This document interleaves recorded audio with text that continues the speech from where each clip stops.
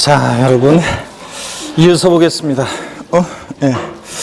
자, 여러분 86페이지 이어서 봅니다. 제5절 양도소득세 계산 구조 있죠? 여기 펴놓고 제 설명을 쭉 듣고 나중에 교재 있다 보겠습니다, 여러분. 자, 보시면은 양도소득세 어떻게 계산하느냐, 그 계산 구조를 보면요, 양도소득세 계산 구조 어떻게 계산하느냐, 계산 과정을 보면 먼저 양도소득세는 이렇게 계산합니다. 양도가액 있죠? 이번에 파는 양도가액에서요, 이번에 파는 가격에서 필요경비라는 걸 빼요. 그래서 필요경비를 빼서 자, 공제해서 뭘 구하냐면 양도차익을 구합니다. 양도소득세는 양도소득이 있어야 되겠죠? 정확히 얘기하면 양도차익에 부과하는 그런 세금이에요. 그래서 1억 원에 샀는데 1억 원에 팔았다 그러면 양도차익이 빵이니까 그래서 세금 안 내겠죠?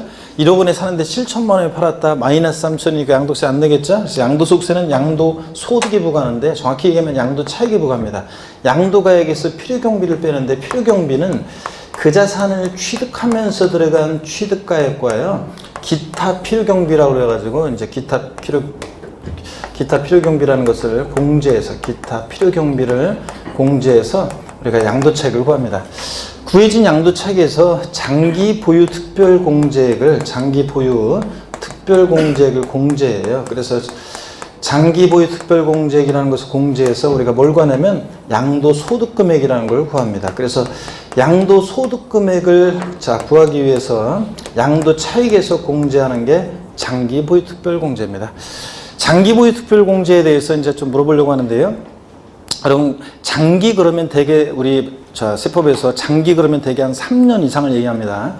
단기 그러면 1년 이내를 얘기해요. 의미해요. 되게 뭐 법에 정해진 건 아닌데 대체적으로 그렇게 우리가 통용되고 있습니다. 그러면 여러분요, 국가적 입장에서 한번 생각해 보세요. 개인적 입장이 아니라 국가적 입장에서 봤을 때 사람들이 부동산을 장기 3년 이상 보유하고 그러다가 팔고 이렇게 장기 보유하는 게 국가적 입장에서 좋겠습니까? 아니면 단기 보유하다가 팔고 그렇게 하는 것이 국가적 입장에서 좋겠습니까? 네? 어떻게 하는 게 국가적으로 좋겠어요? 의견 통일된 거예요 지금? 네. 자, 여러분 보세요.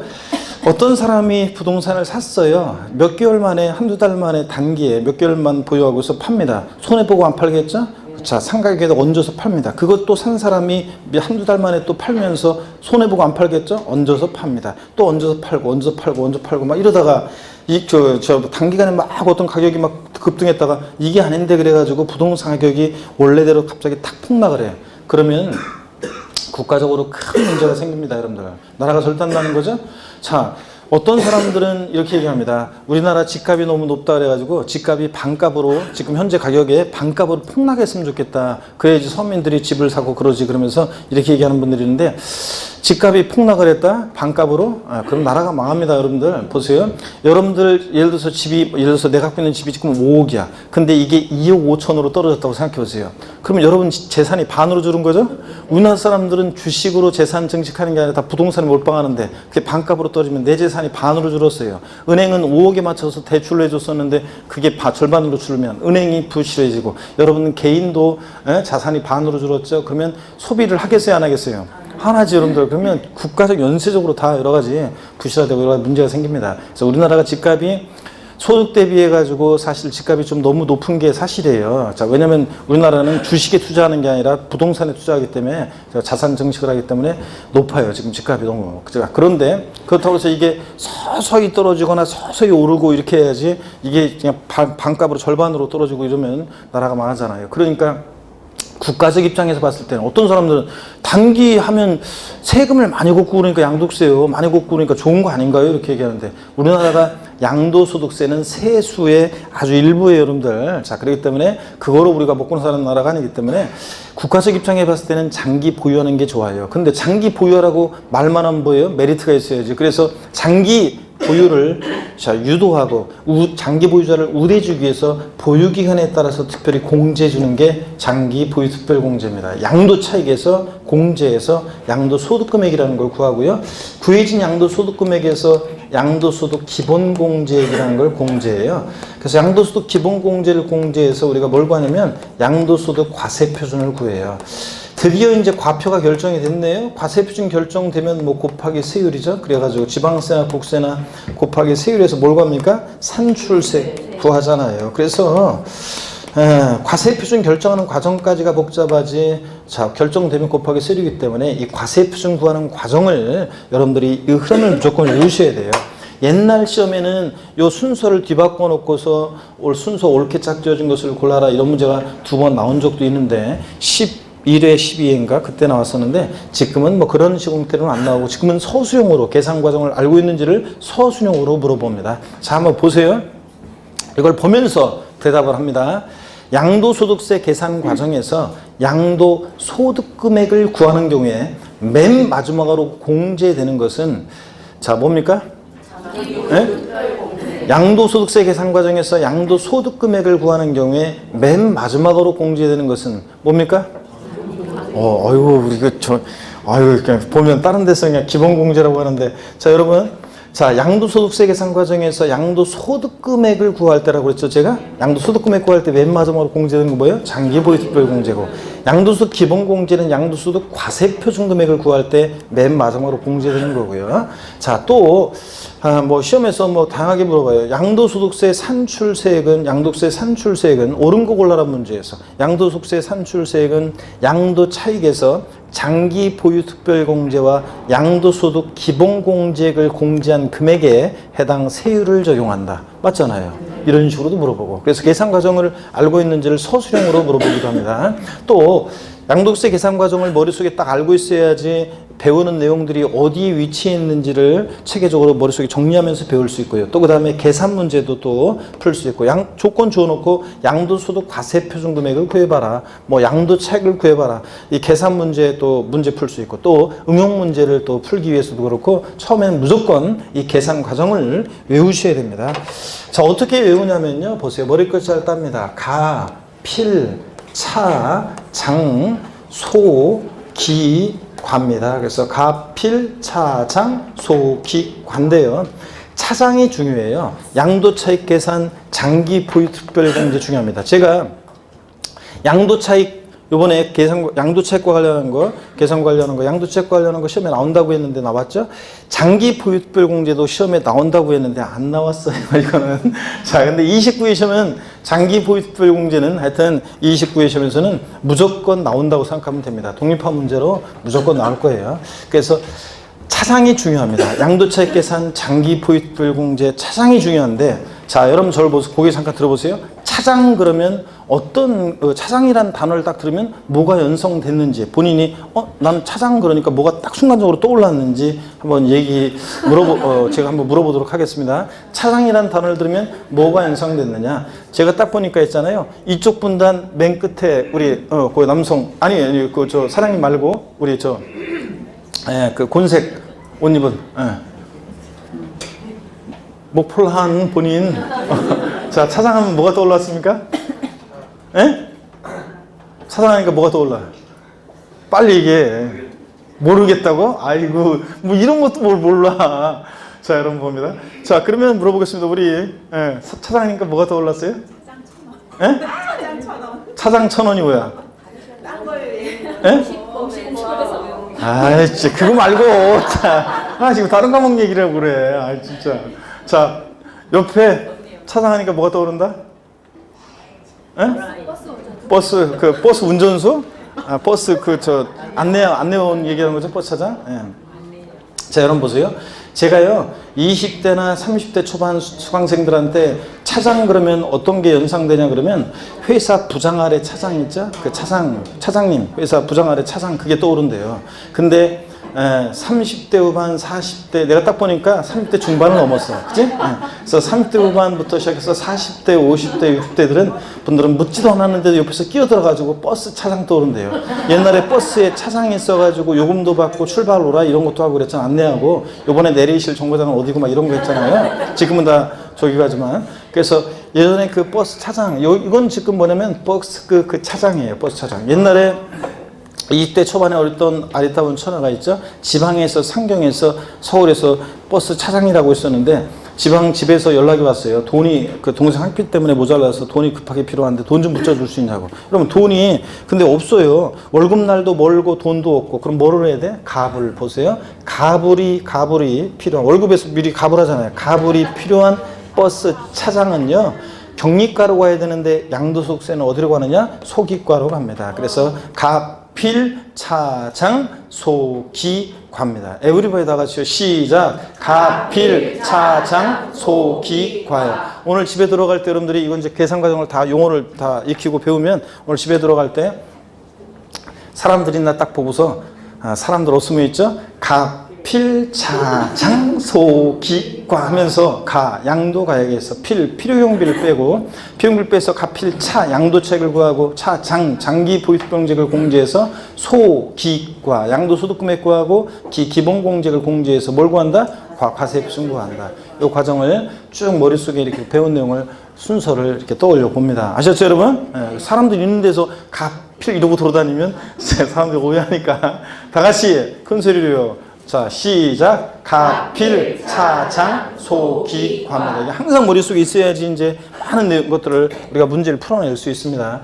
자, 그럴 때 여러분 여기 봅니다. 양도차익 계산할 때요. 양도차익 계산할 때는 양도가액과 취득가액은요. 양도차익 계산할 때 이 양도가액과 취득가액은 실지거래가액이요. 실지 양도자와 양수자 간에 거래한 가액을 적용해서 계산하기도 하고 또 극히 예외적으로 이제 기준시가, 국세과세 기준시가를 적용해서 양도 당시 기준시가, 취득 당시 기준시가를 적용해서 계산하기도 합니다. 예전에는 2007년도까지는 기준시가 과세가 원칙이었어요. 그래서 옛날에는 양도세 계산할 때 기준시가로 계산하는 게 원칙이었는데 2008년도부터는 전면적으로 실거래가 과세가 도입돼서 실지 양도한 가액, 실지 취득한 가액을 적용해서 양도차익을 계산합니다. 그럴 때 여러분이 한 가지 아셔야 되는 게 있는데 쌍방 동일 기준 적용 원칙이라는 게 있어요. 쌍방 동일 기준 적용 원칙. 자, 이건 뭐냐면 학자들이 쓰는 표현이고요. 법령상에는 이렇게 되어 있어요. 뭐라고 되어 있냐면 여기 보세요. 자, 교재에 있다 볼 거니까 양도차익 계산 시에 양도가액을 실지거래가액에 의하면 취득가액도 실지거래가액에 의하고 양도차익 계산할 때 양도가액을 기준시가에 의하면 취득가액도 기준시가에 따른다. 이게 쌍방 동일기준 원칙이에요. 그러니까 양도세 계산할 때 양도가액은 양도 당시 기준시가를 적용하고 취득가액은 실지 취득한 가액을 적용하고 이렇게 해서 계산할 수 있다 없다? 없다는 게 원칙입니다. 양도차익 계산하면서 양도가액과 취득가액, 양도가액을 실거래가를 적용해. 취득가액도 뭘 적용해야 돼? 실거래가, 실지 취득한 가액으로. 양도차익 계산할 때 양도가액을 기준시가를 적용했다. 취득가액도 뭘 적용한다? 기준시가를 적용한다. 이게 원칙입니다, 여러분들. 자, 그럴 때 시험에 또 최근에도 나왔었고요. 자, 양도차익 계산 시에 양도가액을 기준시가에 의하면 취득가액도 기준시가에 따른다. 맞죠, 여러분들? 그 다음에 양도차익 계산이요. 설명 쫙 듣고 이따가 이제 여러분들이 이따가 교재 볼 겁니다. 양도차익 계산은 원칙적으로는 실지 거래가액을 적용합니다. 양도자와 양수자 간에 실지 거래한 가액을 적용해서 계산하는 게 원칙이에요, 지금은. 근데 예외적으로 실지 거래가액이 불분명한 경우가 있습니다. 실거래가액이 불분명하다. 즉 양도가액이나 실지 양도가액이나 실지 취득한 가액이 계약서나 증빙 서류 등에 의해서 확인이 안 되는 경우예요. 자, 무슨 얘기냐? 실지 거래가액이 불분명하다는 것은 과세권자 입장에서는 실거래가액을 인정할 수 없거나 확인되지 않는 경우입니다. 확인할 수 없는 경우. 자, 예를 들어서 어떤 지역에 나란히 아파트가 있는데요. 101동, 101호, 102호, 103호가 있어요. 나란히 같은 아파트. 예를 들자면 그럴 때 101호가 거래 신고해오기를 1억 원에 거래했다고 얘 신고해왔어요. 102호도 거래가 있었는데 얘는 1억 200만 원에 거래했다고 거래 신고를 해왔어요. 103호도 이번에 거래가 있었는데 자, 예를 들자 극단적인 예로 250만 원에 거래했다고 신고를 해와요. 그러면 인정할 수 없겠죠? 아이, 그렇잖아요. 이 동네 시세가 있는데. 그래서 야, 그러면 네가 진짜 남 좋은 일 시켰는지 계약서를 좀 갖고 와봐라. 확인해줘라. 그랬더니 뭐 오다가 잃어버렸다는 둥 확인이 안 됩니다. 자, 실지 양도가액과 실지 취득한 가액이 확인이 안 된다. 그러면 250만 원으로 자, 할 수는 없잖아요. 양도세 계산할 수 없잖아요. 인정되지 않고 자, 확인이 안 된다. 실지 거래 가액이. 그러면 어떻게 할 것이냐 그런 얘기입니다. 그럴 때 실지 거래한 가액이 양도가액과 취득가액이 확인이 안 되면 어떻게 양도가액과 취득가액을 실지 양도가액과 취득가액을 적용하게 되냐면 정하냐면 추계 방법으로 정하게 됩니다. 그래서 추계 방법으로 실지 양도가액과 취득가액을 적용해야 돼요. 자, 추계 방법은 어느 때 적용하냐면 실지 양도가액과 취득가액이 확인이 안 되는 경우에 그렇습니다. 자, 그러면 어떤 방법으로 추계에서 정하느냐, 양도가액과 취득가액을 시험에 여러 번 나왔고, 자, 이번 28회 시험에서도 또 지문에 정답 지문으로 또 나왔어요.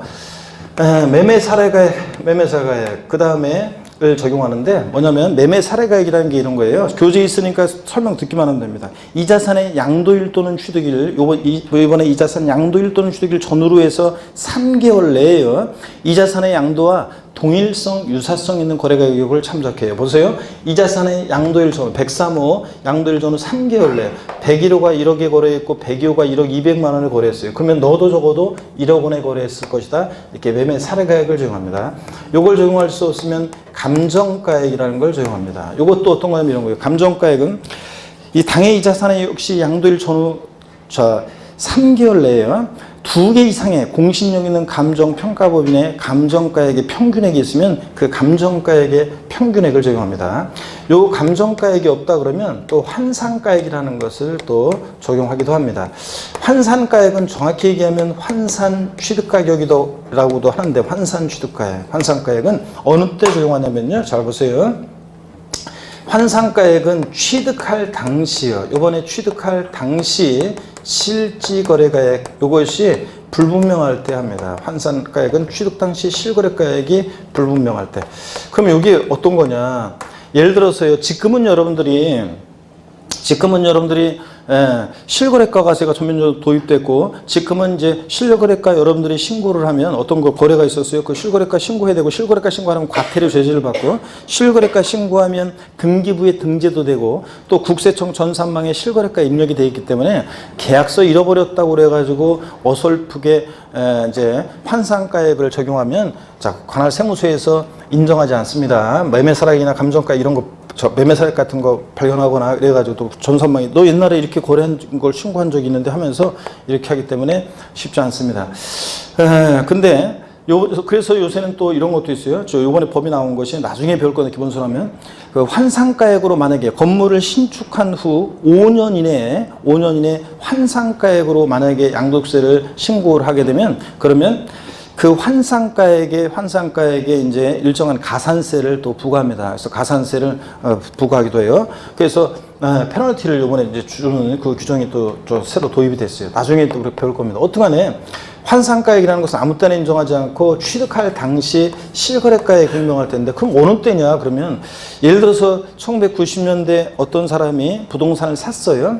나한테 그 당시에 부동산을 판 사람은 양도세를 신고할 때 그 당시에는 기준시가 과세가 원칙이어가지고 기준시가로 그 사람 양도세 신고했어요. 저는 그 당시에 취득세를 신고할 때 시가 표준액으로 취득세 신고하는 게 관행이어가지고 제가 실거래가로 신고하지 않고 시가 표준액으로 취득세를 신고했어요. 이번에 그 부동산 쭉 갖고 있다가 팝니다. 실지 양도하는 가격은 이번에 파는 가격, 실지 취득한 가격은 어떤 거로 할 것이냐. 계약서를 잃어버렸어요. 그러면 확인이 돼야 안 돼요? 안 되잖아요. 자, 이럴 때 취득가액을 환산한 가격으로 합니다. 환산 가격은 어떻게 구하느냐?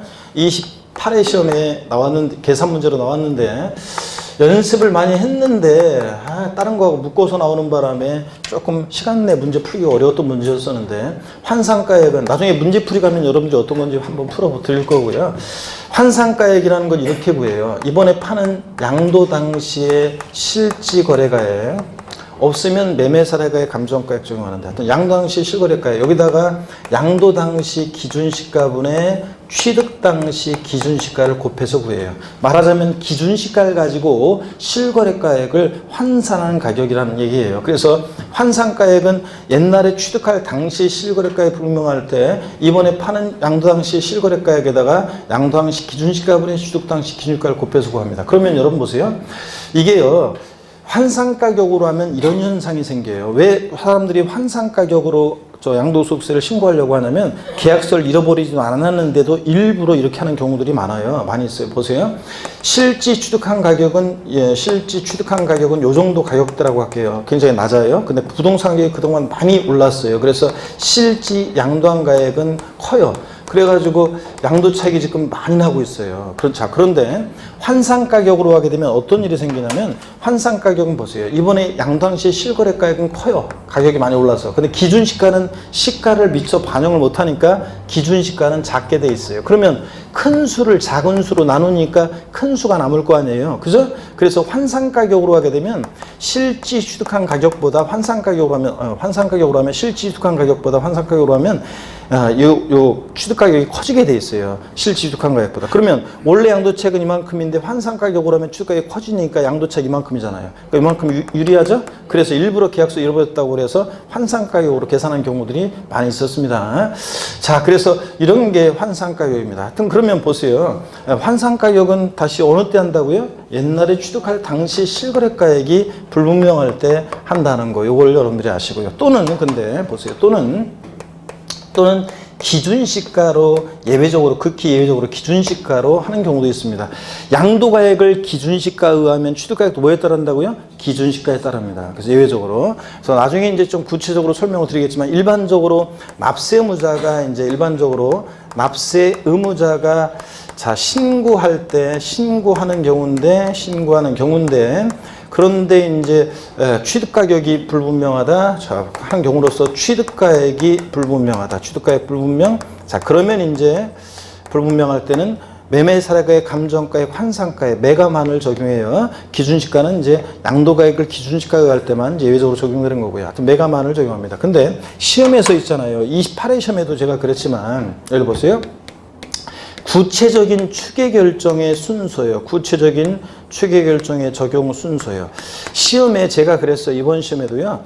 시험 전에도 계속 강의할 때 제가 뭐라고 했냐면 다른 거 없다. 시험에 자, 취득가액이나 양도가액이 불분명해서 관할 세무서장이 시험 지문에 추계 결정이나 경정할 때, 경정이란 말이 들어가요. 추계 결정 경정, 과세권자가 세금 계산할 때 우리는 결정한다고 하고 고치는 게 경정이잖아요.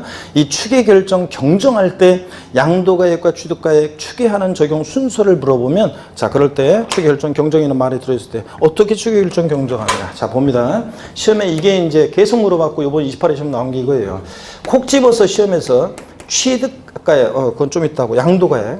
양도가액이 시험에서 양도가액이 이번에 파는 양도가액이 불분명할 때 어떻게 추계 결정 경정하느냐. 그러면요. 기의 순서로 추계 결정합니다. 보세요. 매매 사례가액, 감정가액, 기준시가를 순차로 정합니다. 순서 바뀌면 틀려요. 양도가액이 계약서나 증빙서류 등에 의해서 확인되지 않는 경우에 양도가액을 추계 결정 경정은 양도가액에 대한 추계 결정 경정은 기준시가, 감정가액, 매매 사례가액을 순차로 적용한다. X입니다. 제가 기준시가, 감정가액, 매매 사례가액, 기, 감, 매 아니고 보다 매, 감, 이 순서에 대해요. 매매사례가액, 감정가액, 기준시가 순서로. 콕 집어서 시험에서 취득가액이 불분명할 때 취득가액은 어떻게 추계결정 경정하냐 그러면 매, 감, 환, 기 순서로 추계결정합니다. 자, 그럼 보세요, 여러분들. 매매사례가액, 감정가액, 환산가액, 기준시가액. 여기 보세요. 이 환산가액이라는 것은 여기 봅니다. 취득가액을 추계할 때만 적용하는 것이지 양도가액을 추계할 때는 적용한다 안 한다? 안 합니다. 시험에 한번 또 나왔던 것이 이렇게 나왔어요. 환산가액은 양도가액을 추계할 때 적용하는 것이지 취득가액을 추계할 때 적용하는 것이 아니다. X 여러분들 뒤바꿔서 이렇게 나온 적도 있고 하여튼 환산가액은 취득 당시 실거래가액 불분명할 때 하는 거니까 취득가액을 추계할 결정 경정할 때 적용하는 것이지 양도가액을 추계할 땐 적용하는 것이 아니라는 거. 그래서 이번 시험에서 28회 시험 때 틀린 거 골라라 문제에서 정답 지문이 취득가액이 확인되지 않아서 취득가액을 추계 결정 경정할 때 취득가액은 매매사례가액, 감정가액, 기준시가를 순차로 적용한다. 뭘 뺐어요, 여러분들? 환산가액을 쏙 뺐어요, 여러분들. 그래서 이렇게 해서 시험 문제는 이렇게 나오기도 합니다. 하여튼 요건 뭐 상식처럼 알고 있어야 되는 거고 뭐 수십 번씩 얘기하는 거였는데 시험에 역시 28회 시험에 나왔어요. 뭐 또 똑같이 또 나오진 않겠지만 워낙 또 여러 번 출제가 됐고 그러기 때문에 반복해서 그냥 알아둡니다. 꼭. 자, 다시요. 양도소득세, 양도차익 계산은 원칙적으로 양도자와 양도세 간에 실지 양도한 가액, 실지 취득한 가액을 적용해서 계산하는 것이 원칙입니다. 그죠, 여러분들? 자, 그래서 쌍방 동일 적용 원칙. 양도차익 계산할 때 양도가액을 실거래가를 적용하면 취득가액도 뭘 적용한다? 실거래가. 양도차익 계산 시 양도가액을 기준시가를 적용하면 취득가액도 뭘 적용해서 계산한다? 기준시가를 적용해서 계산한다. 양도차익 계산 원칙적으로 실지 양도가액, 실지 취득한 가액을 적용해서 계산하는 것이 원칙인데 이 실지 양도가액과 취득가액이 계약서나 증빙서류 등에 의해서 확인이 안 된다. 인정되지 않고 확인이 안 된다. 그럼 어떻게 해서 양도가액과 취득가액을 정한다? 추계 방법으로 정하는데 매, 감, 환 또는 기준시가를 적용하는데 콕 집어서 추계 결정 경정 관할 세무상이 추계 결정 경정할 때는 어떻게 추계 결정 경정하느냐? 콕 집어서 양도가액이 불분명할 때 양도가액을 어떻게 추계 결정 경정한다? 매, 감, 기 순서로 추계 결정합니다. 순서 바뀌면 틀리고 콕 집어서 취득가액이 불분명할 때 취득가액은 어떻게 추계 결정한다? 매, 감, 환, 기 순서로 추계 결정합니다. 그죠 여러분들? 자 교재 한번 보겠습니다. 86페이지 보시니까 양도세는 다음과 같이 계산한다. 그래서 머리 글자를 따서 양도가액의 필요경비의 필, 양도차익의 차, 장기보유통제액의 장, 양도소득금액의 소, 양도소 기본공제액의 기, 양도소 과세표준의 과, 또 이렇게 하시면 됩니다. 자, 그래서 과표 결정되면 곱하기 세율 산출세액 이거는 뭐 당연한 거니까. 그래서 머리 글자를 따서 어떻게 외우신다고요? 가, 필, 차, 장, 소, 기, 과입니다, 여러분들. 이렇게 해서 외우고요. 87페이지 보니까 양도차익 계산입니다. 양가로 1번 양도가액과 취득가액의 산정이요. 동그라미 기억번 양도소득세가 과세되는 자산의 양도가액이나 또는 취득가액은요. 그 자산의 양도 당시 양도자 또는 취득 당시 양도자와 양도자 간에 실제로 거래한 가액에 따른다. 밑줄이요. 그리고 니은번 얘기는 지금 볼 필요 없고요. 동그라미 2번 봅니다. 실지 거래가액이 불분명한 경우 추계조사 결정 경정. 양도가액 또는 취득가액을 실지 거래가액에 따라 정하는 경우로서 장부나 그 밖의 증명 서류에 의해서 해당 자산의 양도 당시 또는 취득 당시의 실지 거래가액을 인정 또는 확인할 수 없는 경우에는 양도가액 또는 취득가액을 매매사례가액, 감정가액, 환산가액 또는 기준시가 등에 따라서 추계조사 결정, 경정할 수 있다는 거 쭉 밑줄이고요. 구체적인 순서요. 취득가액이 콕 집어서 불분명할 때 어떻게 추계결정 경정하느냐. 머리 글자를 따서 동그라미 하시면 되죠. 매, 감, 환, 기 순서고 양도가액이 불분명할 때 양도가액은 어떻게 추계결정한다? 매, 감, 기 순서입니다. 그 다음에 보충 추계결정의 가액 그래가지고 매매 사례가액이 뭐냐 나와 있습니다. 땡땡. 읽어봅니다. 양도일 또는 취득일 전후, 자, 밑줄입니다. 각 몇 개월이요? 3개월에 밑줄. 그리고 읽어봅니다. 해당 자산과 동일성 또는 유사성이 있는 자산에 매매 사례가 있으면 그 가액을 말합니다. 101호, 1억, 102호, 1억, 200. 자, 너도 1억은 될 것이다. 이런 식으로. 감정가액 봅니다. 양도일 또는 취득일 전후 각 몇 개월에 또 밑줄? 3개월 이내 밑줄이요. 그리고 읽어봅니다.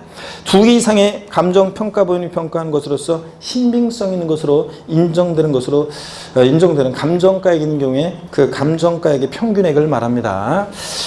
자, 3번 환산가액이라는 것은 어떻게 구하느냐. 양도 당시 실거래가액에다가 양도 당시 기준시가분의 취득 당시 기준시가를 곱해서 구합니다. 환산가액은 어느 때 적용한다고요? 취득 당시 실거래가에 불명할 때 적용하는 거라고 그랬습니다. 그 다음에 됐고요. 기준시가는 국세를 과세할 때 기준이 되는 가격이고요. 88페이지로 넘어갑니다. 88페이지로 넘어갑니다. 88페이지로 넘어가시면 양가로 2번 결정경정시 양도가 취득가액 산정 나중에 보고요. 양가로 3번 실지거래가액에 의하는 경우 양도가액. 그래서 이제 또 양가로 4번 실지거래에 의할 때 취득가액. 자, 실거래가를 정해서 양도차익 계산할 때 얘기인데 이거 나중에 배울 겁니다. 오늘 시간이 없어요. 여기 보세요. 양도차익 계산할 때 실거래가를 적용한다? 그럼 양도가액은 실지 양도한 가액이요. 이번에 이 자산을 파는 가격. 그래서 이것을 양도가액을 총수익금액으로 해가지고 이 총수익금액, 양도가액에서 필요경비를 빼서 양도차익을 구하는데 필요경비에는 취득가액을 실지 취득한 가액을 적용할 때 기타 필요경비는 자본적 지출액이라는 것과 그 다음에 양도비용을 합한 금액을 우리가 필요경비라고 합니다. 그래서 어떤 게 이제 자본적 지출액이고 양도비용인지 이런 것들을 시험에서 물어봅니다. 28회 시험에서는 독립한 문제는 아니고 지문 속에서 이제 이런 것들을 물어봤어요. 하여튼 실지 취득한 가액을 적용할 때는 자, 기타 필요경비는 자본적 주택과 양도비용인데 자본적 지출액이라는 건 뭐냐면 보유하면서 내가 이 자산을 취득해서 양도하기까지 보유하면서 내 자산의 가치가 좋아지고 나아지고 이용의 편의가 되어지면서 들어간 비용이에요. 그래서 실생활과 관련해서 말씀드리면 발코니 확장 비용, 샤시 설치 비용, 방거실 확장 공사 비용 같은 개량 비용, 수선 비용이에요. 여러분들이 집 대대적으로 수리했다 그러면 그 증빙 서류를 잘 보관하셔야 돼요. 그래야지 나중에 필요경비로 인정받을 수 있습니다. 참고적으로 간이 영수증 같은 건 안 되고 세금계산서가 됐었어야 돼요. 사업자가 세금계산서 발행해가지고 했어야 돼요. 근데 세금계산서를 발행하면은 당연히 사업자는 이제 부가가치세 10%를 얹어서 원래 그 공가격에 얹어서 받잖아요. 그러니까 공사비용을 좀 더 내는 것 같은 그런 느낌이 든단 말이죠. 그래서 대개 이제 세금계산서 안 끊고 그냥 간이 영수증만 받고서 저 공사를 맡깁니다. 조금만 크게 이제 수리하는 거 아니면. 그러면 이제 나중에 그런 거는 그 간이 영수증 받은 것은 자 증빙 서류로 인정받을 수 있다 없다? 안 돼요. 그러면 꼭 세금계산서만 발행해야지 인정받을 수 있냐? 그런 거 아니에요. 그냥 시험과는 관계없지만 실무적으로 하여튼 이거는 이제 시험에서 나오는 거예요. 증빙 서류는 반드시 보관해야 한다는 거. 근데 이제 보세요. 그래서 28회 시험에도 그런 것도 나왔긴 했지만. 근데 이런 거는 이제 이렇게 하면 세금계산 발행 안 했어도 인정받을 수 있는 방법이 있긴 있어요. 그 사업자가 나한테 어떤 걸 공사해 줬는지 대략적인 그 견적서 있잖아요. 계약서. 그거하고 그 다음에 돈 보낸 금융거래 자료가 있으면 돼요. 그러면 나중에 이제 인정받을 수 있긴 있어요. 물론 그 사업자가 나중에 유탄을 받을 수는 있겠지만, 어떤 간에 나는 필요경비로 인정받을 수 있어요. 자, 뭐냐면 그 견적서 있잖아요. 계약서하고 그 다음에 금융거래 자료. 그 공사대금 내가 뭐 500만 원이고 400만 원이고 보냈잖아요. 그 사업자한테. 그러면 그거 증빙서류 있으면 그러면 이제 인정받을 수도 있긴 있습니다. 어떤 간에 자본적 지출액이라는 것은 뭐냐면 취득해서 양도액까지 보유하면서 내 자산의 가치가 좋아지고 나아지고 이용의 편의가 되어주면서 들어간 비용이 뭐라고요? 자본적 지출액. 양도비용은 이번에 이 자산을 직접 양도하면서 들어간 비용인데 계약서 작성 비용, 공증 비용, 인지대, 중개사를 통해서 만약에 취득하면 소개비 여기 들어가고, 중개사를 통해서 이번에 팔았어요. 그러면 그 소개비는 또 양도비용에도 들어갑니다. 또 세무사를 통해서 양도세를 신고했다 그러면 그 양도소득세 신고서 작성 비용이라고 그래가지고 이런 것들 나중에 이제 자세히 배웁니다. 지금은 신경 쓰지 마세요. 취득하면서 들어간 비용, 보유하면서 들어간 비용, 양도하면서 들어간 비용을 필요경비로 인정합니다. 취득가액이 확인될 때는 자본적 지출액과 양도비용 합한 금액이 필요경비인데, 근데 이제 나중에 또 배우는 게 이런 거예요. 취득가격이 불분명해. 그럼 취득가격이 불분명할 때는 취득가격을 어떻게 해서 정한다고 아까 배웠어요? 매, 감, 환 또는 기준시가를 적용하잖아요. 매감한기. 그럴 때는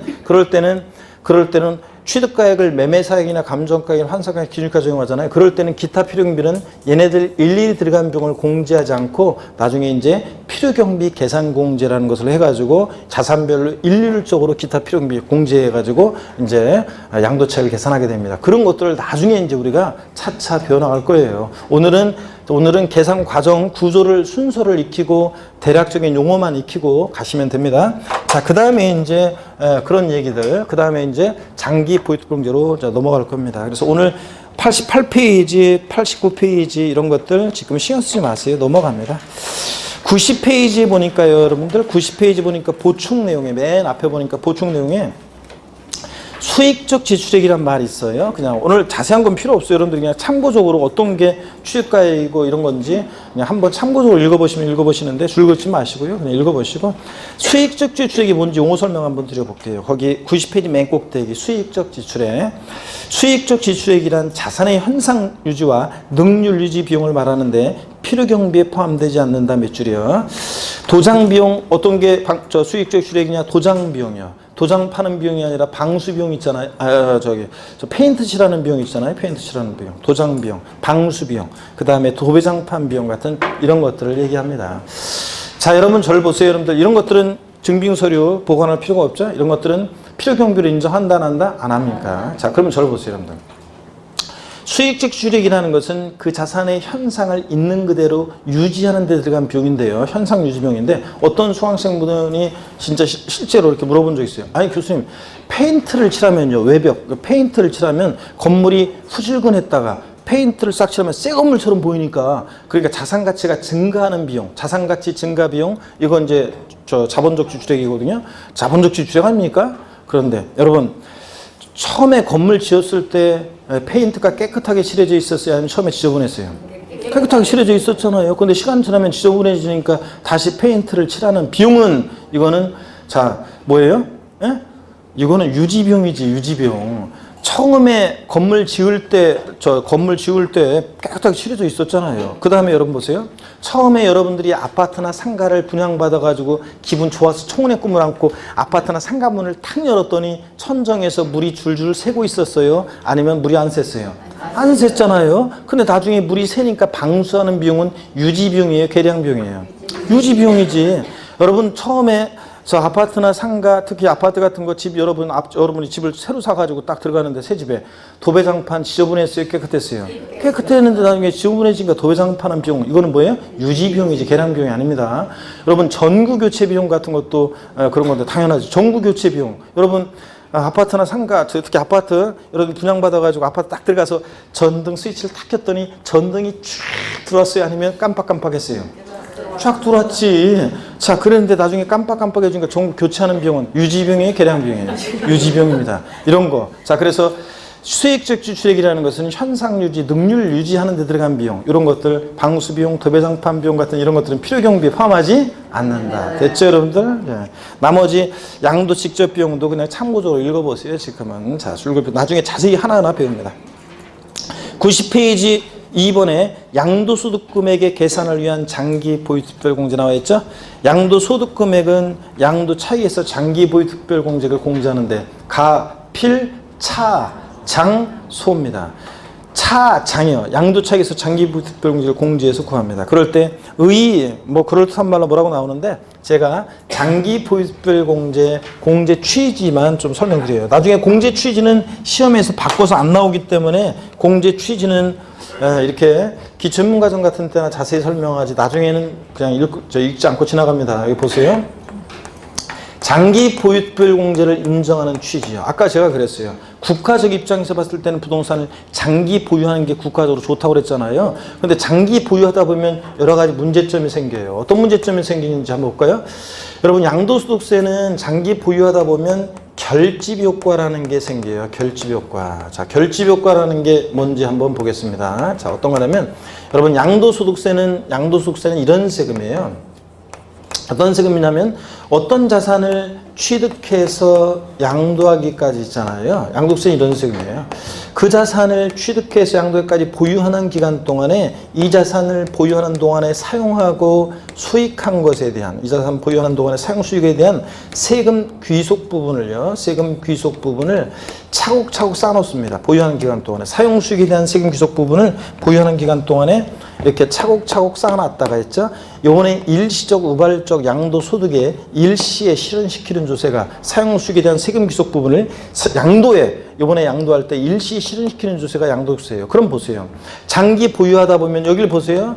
단기 보유할 때보다 장기 보유하다 보면 사용 수익에 대한 세금 귀속 부분이 더 많이 쌓여지게 되잖아요. 더 결집되죠? 그래서 장기 보유자가 세금을 더 많이 내게 되는 문제점이 생겨요. 그래서 결집 효과를 그래서 완화시켜주고, 자, 장기 보유자일수록 단기 보유자보다 결집 효과 때문에 세금을 더 낸다 그러면 양도를 기피하겠죠? 이런 것을 뭐라고 하냐면 동결 효과라고 그래요. 양도를 기피하는 동결 효과를 방지하고, 또 명목소득 제거요.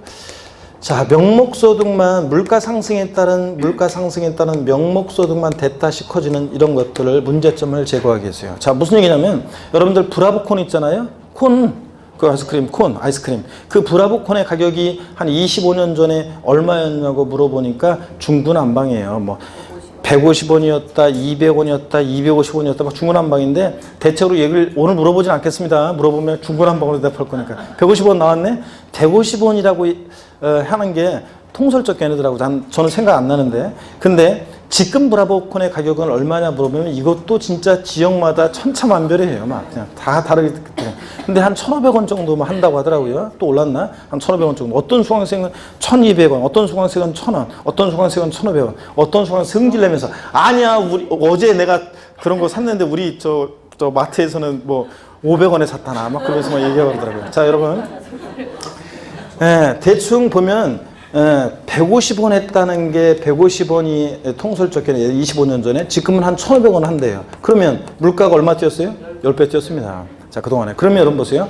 한 25년 전에 평당 10만 원 가격대 어떤 토지를 산 사람이 요번에 평당 20만 원 가격대 그 토지를 팔았어요. 양도소득세는 많이 나옵니다. 왜냐하면 배로, 양도차익이 배로 생겼잖아요. 양도차익이 배로 남았기 때문에 양도세는 많이 나와요. 근데 여러분 보세요. 물가 10배 뛰는 동안에 이 사람 땅값은 2배밖에 안 뛰었어요. 그동안 세금 낸 거 생각하면 이 사람 망한 거죠? 그렇잖아요. 그래서 물가 상승에 따른 명목소득만 대다시 커지는 이런 문제점 제거하고 장기 보유를 유도하고 우대해주기 위해서 인정하는 게 뭐라고요? 장기 보유 특별공제입니다. 시험에서는 이런 것들을 바꿔서는 안 나오니까 그냥 참고적으로 이해만 하시면 되고요. 자, 그래서 이렇게 사는 게 장기 보유 특별공제입니다. 교재 보겠습니다. 90페이지 의는 줄 글 필요 없고 참고적으로 읽어보는 거고 적용 대상부터 중요합니다. 양가로 2번 장기 보유공제는 토지 건물로서요. 밑줄입니다. 등기되고요. 보유기간이 3년 이상인 것 및 부동산을 취득할 수 있는 권리 중에서 조합원 입주권이 대상인데 가로도 밑줄입니다. 조합원으로부터 취득한 것은 어떻게 한다? 제외하고요. 쭉 밑줄입니다. 에 대해서 적용한다. 자, 그러면 조합원 입주권은 요거 제외한다고 했는데 이게 어떤 건지 살짝 말씀을 좀 드려볼게요. 여러분 여기 보세요. 요 시점이 자, 관리처분계획 인가일이에요. 여러분들 공법에서 이제 배우는 관리처분계획 인가일이에요. 관리처분계획 인가일입니다. 요 시점이 관리처분계획 인가일이에요. 자, 그러면 관리처분계획 인가일 전에 어떤 재개발되는 지역에 어떤 주택이 있어요. 관리처분계획 인가일 전에 종전, 예를 들어서 주택이 있다고 쳐요. 종전주택이 있었습니다. 자, 근데 관리처분계획 인가가 나면 종전주택 다 때려부시겠죠? 그리고 뭘 받아요? 조합원 입주권을 받습니다. 그죠? 재개발되는 지역에 조합원 입주권을 받았어요. 그러면 이 조합원 입주권이 장기 보유통제 대상이 된다는 건데요. 자, 관행적으로 사실 인정되는 것을 법에 몇 년 전에 추가한 것 뿐인데 하여튼 조합원 입주권이 대상이 돼요. 근데 조합원 입주권은 원조합원 입주권만 대상이지 제가 이 사람으로부터 A라는 어떤 갑이라는 사람이 조합원 입주권을 이제 관리처분 인가로 받았어요. 이 사람으로부터 내가 이 조합원 입주권을 취득해요. 그럴 때 조합원으로부터 자, 취득한 것은 그 조합원 입주권은 포함한다, 제외한다? 제외합니다. 원조합원 입주권만 대상이지, 자, 장기분제 대상에 조합원 입주권 내가 이걸 취득해서 갖고 있다가 또 팔 때는 대상이 된다, 안 된다? 안 됩니다, 이거. 자, 원조합원 입주권만 대상이 된다. 자, 그럼 보세요. 입주권 자체에 대해서는 장기분제를 인정 안 해줘요. 자, 그러면 무슨 얘기냐면, 조합원 입주권은 왜 대상으로 추가했냐면 그러면 입주권 자체를 갖고 있다 팔 때는 안 해주면서 그럼 뭐냐면 관리처분계획 인가일 전에 때려부신 이 종전주택의 양도차익 옛날 취득한 취득한 가격 이번에 파는 가격 그 양도차익에다가 장기 보유특별공제 공제율을 보유기간에 따라 정하는 그 공제율을 곱한 금액으로 인정해주고 싶은 건데 문제는 이건 흔적도 없이 사라지고 없잖아요. 그러니까 할 수 없이 조합원 입주권을 장기분제 대상으로 추가한 것 뿐이에요. 하여튼 조합원 입주권이 대상이긴 한데 이 조합원 입주권은 입주권 자체에 대한 양도 차익에 공제하는 것이 아니라 관리처분계획 인가일 전에 종전 때려부신 이 건물과 토지, 이 주택의 양도 차익에 한정해서 공제를 하는 겁니다. 자, 그래서 자, 장기분제 대상은 토지하고 건물, 그 건물에 당연히 주택도 포함이고 토지 건물, 그다음에 조합원 입주권인데 조합원 입주권은 조합원으로부터 취득한 것은 포함한다, 제외한다? 제외한다는 거. 아시겠습니까, 여러분? 그러면 교재를 보겠습니다. 양가로 3번 90페이지 맨 아래요. 적용 배제되는 경우요. 동그라미 1번 미등기 양도자산 다 이거 상식처럼 알고 있어야 됩니다. 미등기 양도하는 자산은 배제합니다. 반드시 자기 명의로 취득에 관한 등기하고 팔아야지 자기 명의로 취득에 관한 등기하지 않고 파는 것은 공제해준다 안 해준다? 안 해줍니다. 미등기 양도하는 자산. 동그라미 2번 다 중요합니다. 국외 소지하는 자산은 해준다 안 해준다? 안 해줍니다. 여러분 우린 장기 보유통제를 인정해주는 취지는 장기 공제를 해주는 취지는 부동산 장기 보유를 유도하고 우대해주기 위해서 하잖아요. 단기 보유하는 거면 국가적으로 좀 이렇게 부동산이 너무 막 등락하면 위험하니까 안정적으로 하게 장기 보유를 유도해주기 위해서 하는 건데 우리나라가 다른 나라의 국가 경제까지 신경 써가지고 장기 보유를 유도해 줄 필요가 있어요, 없어요? 없죠? 그러니까 국외에 소지하는 자산은 안 해줘요. 국내 소지하는 자산만 인정해 줍니다. 또 장기 보유 특별공제 그러면 항상 여러분 머릿속에는 3년 이상 보유해야 한다는 게 항상 머릿속에 박혀 있어야 돼요. 그래서 3년 미만 보유한 토지 건물 양도세는 해준다, 안 해준다? 안 해줍니다. 3년 이상 보유되고 또 동그라미 4번, 5번, 6번, 7번이 이제 요게 이제 요번에 8회 시험에 요번에 2018년도 이제 요게 이제 시행되는 것들인데 자 봅니다. 근데 여기 이제 조정대상 지역 내에서만 해당돼요. 개정세법 내용인데요. 조정대상 지역 내에서 1세대 2주택 이상 다주택자요. 4번, 그 다음에 5번은 또 주택하고 조합원 입주권. 조합원 입주권도 주택수 계산에서는 주택수 계산에 포함을 해요. 여러분 조합원 입주권은 문 열고 들어갈 수가 없으니까 주택이 아니에요. 부동산에 관한 권리 중에서 부동산을 취득할 수 있는 권리지 조합원 입주권은 주택이 아닌데도 주택수 계산할 때는 주택수 계산에 포함을 시켜요. 그래서 1세대가 주택 하나가 있고 조합원 입주권 하나가 있어요. 그럼 1세대 몇 주택이 돼? 2주택으로 봅니다. 이런 경우. 동그라미 6번 1세대 3주택 이상에 해당하는 주택. 자, 이렇게 7번 이렇게 입주권 포함해서 이렇게 1세대 2주택 이상 다주택자는 장기 보유등재 적용을 배제하는데 2018년 4월 1일 이후 양도부터요. 근데 여러분 좀 보세요. 그러니까 이건 조정대상 지역에서만 다주택, 1세대 2주택 이상 다주택자 장기 보유등재를 배제하는 거지 조정대상 지역이 아닌 지역은 1세대 2주택이든 100주택자든 먼저 양도하는 주택에 대해서 인천 같은 경우는 조정대상 지역이 아니에요. 그래서 장기보유등재 받을 수 있다 없다? 있습니다, 여러분. 자, 그래서 여기 조정대상 지역이 어디냐 그러면 서울 전 지역하고요. 경기도 7개시, 과천, 성남, 하남, 고양, 광명 여기 들어가 있네요. 남양주시, 동탄, 2기 신도시, 택지개발지구, 네, 그쪽. 그 다음에 부산에 7개 구하고 세종시하고 이런 데가 조정대상 지역입니다. 여기에 해당되는 지역만 자 1세대 2주택 이상 다주택자가 그중 먼저 하나 주택을 양도할 때 장기보유등재 받을 수 있다 없다? 없다는 거고 여기 조정대상 이외 지역은 2주택이든 100주택이든 장기보유등재 받을 수 있습니다. 그래서 시험에서는 올해 같으면 이제 반드시 28회 시험번에는 조정대상 지역인지 아닌지를 꼭 시험 지문에 이제 밝혀놓고 물어볼 겁니다.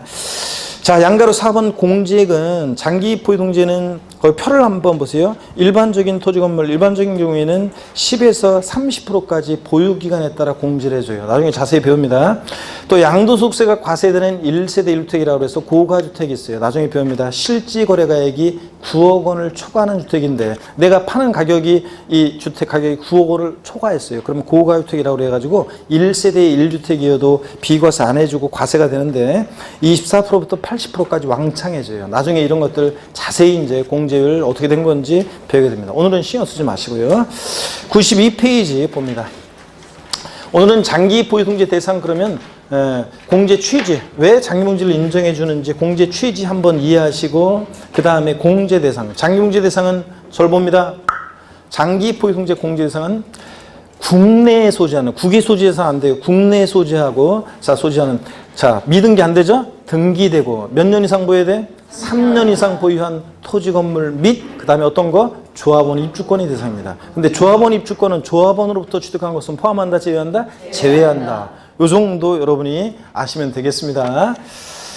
아이고 어려울 것도 없네. 국내에 소지하는 등기되고 3년 이상 보유한 토지 건물 및 뭐? 조합원 입주권이 대상이다. 조정대상 지역 내 1세대 2주택 이상 다주택자는 그중 먼저 양도하는 주택에 대해서 장기 보유등재를 받을 수 있다 없다? 없다. 자, 근데 조정대상 지역이 아닌 지역은 2주택이든 3주택이든 100주택이든 장기보유등재 받을 수 있다. 이 정도만 하시면 돼요, 오늘. 자, 그 다음에 92페이지 3번에 양도소득 과세표준 계산을 위한 기본공제 있죠? 자, 여기 기본공제 시간이 좀 뭐하지만 여기까지 보고 좀 쉴게요. 기본공제. 자, 이제 가필, 차, 장, 소 구했어요. 그럼 양도소득금액에서 공제되는 양도소득 기본공제. 저를 봅니다. 과세표준금액을, 양도소득 과세표준금액을 구하기 위해서 양도소득금액에서 공제되는 양도소득 기본공제예요. 소, 기, 과 여기입니다. 기본공제를 보겠습니다. 자, 양도소득 기본공제를 보니까 고기 한번 드시고요. 아이고, 한 10분만 더 하고 이거 마저. 아유, 뭐 이거 원래 양도세에서 지금 어렵다고 하는 부분을 지금 본 거예요. 양도차익 계산, 장기 보유등재 이렇게 어렵다고 하는 부분을 본 거예요, 이제. 여기 이제 지나면 나중에 이제 나중에 배우는 양도소득금액 계산 특례라고 그래서 거기가 좀 어렵고, 그 외에는 뭐 이제 나머지는 양도세는 그냥 성의가 있으면 다 알게 되는 것들이에요. 다. 자, 봅니다, 여러분들. 기본공제 봅니다. 양도소 3번 양도소 과세 표준 계산을 위한 양도소 기본공제입니다. 92페이지. 자, 소기관대 의의를 봅니다. 양도소 기본공제는 인적공제, 사람을 보고 양도자인 사람을 보고 공제를 하는데요.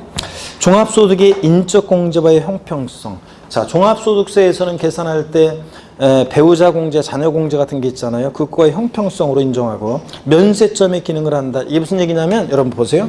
양도소득 기본공제는 미리 말씀드리면 1년에 소득별로 1년에 250만 원을 공제합니다. 그럼 보세요. 양도소득 금액, 가필, 차장, 소 계산했더니 양도소득 금액이 250만 원이 계산이 됐어요. 그러면 양도소득 기본공제 250만 원이건 중에 1년에 그럼 과세 표준 얼마예요? 빵. 그러면 세금 안 낸다는 얘기죠? 그러니까 보세요. 적어도 양도소득세가 과세가 되려면 양도소득 금액이 얼마를 넘어야 돼? 250만 원을 넘어야지. 250만 원까지는 얼마 안 되니까 양도소득 금액 250만 원까지는 과세하지 않겠다는 의미입니다. 기본공제 250만 원을 해줌으로 인해서 면세점의 기능을 한다. 그런 얘기입니다. 그 다음에 또 계속 이어서 봅니다. 두 번째 줄, 양도소득 기본공제는 미등기 양도만 아니면 보유기한에 관계없이 공제 적용하고 별도의 공제 신청 요하지 않습니다. 뭐 기본공제 해달라고 또 이렇게 별도 따로 신청서를 제출해야 되는 거 아니에요. 알아서 하면 돼요. 공제 대상 밑줄입니다. 이제 미등기 양도자산을 제외한 모든 양도자산은 보유한에 관계없이 양도소 기본공제 대상이 된다. 밑줄 짝이요. 장기 보유통제는 토지, 건물, 조합원, 입주권만 대상이었잖아요. 그죠? 근데 기본공제는 모든 양도자산 다 되고요. 또 장기 보유통제는 몇 년 이상 보유했어야 돼? 3년 이상 보유해야 되는데 기본공제는 보유랑 관계없어요. 한 달 보유했어도 기본공제 받을 수 있습니다. 자, 그러면 결론 절 봅니다. 양도소득 기본공제요. 앞으로 이제 수없이 보게 될 건데 양도소득 기본공제는 미등기 양도만 아니면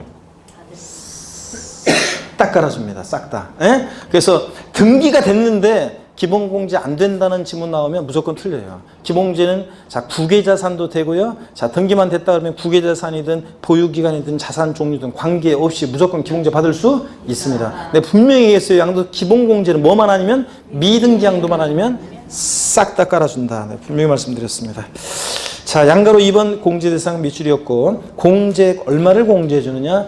양도소득이 있는 거주에 대해서 다음에 자 소득별로 밑줄입니다. 소득별로 쭉 밑줄이에요. 해당 과세 기간에 양도소득 금액에서 각각 연 250만 원을 공제합니다. 밑줄 쫙이고 여기서 말하는 소득은 어떤 소득을 말하느냐? 여기를 봅니다. 소득은 어떤 소득을 말하느냐? 가필, 차장, 소. 요 양도소득 금액에서 공제하는 게 기본공제이기 때문에 여기서 말하는 소득은 양도소득 금액을 얘기하는 거예요. 여기서 말하는 요 양도소득 금액별로 각각 연 250만 원 공제합니다. 근데 그 소득별에다가 여러분이 돼지꼬리 땡냐 해가지고 양도자산별 X예요. 자, 양도소득 기본공제는 양도하는 자산별로 토지, 건물, 부동산에 관한 권리 이런 식으로 양도 자산별로 공제한다 그러면 X예요. 아니고 뭐라고요? 소득별로. 양도소득금액별로. 소득별로 각각 공제하는 거지. 자, 이거 양도자산별 X라는 걸 자, 해놓으시고요. 그 다음에 어떤 소득과 어떤 소득을 별 구별해서 기본공제해 주느냐? 동그라미 1번. 동그라미 1번.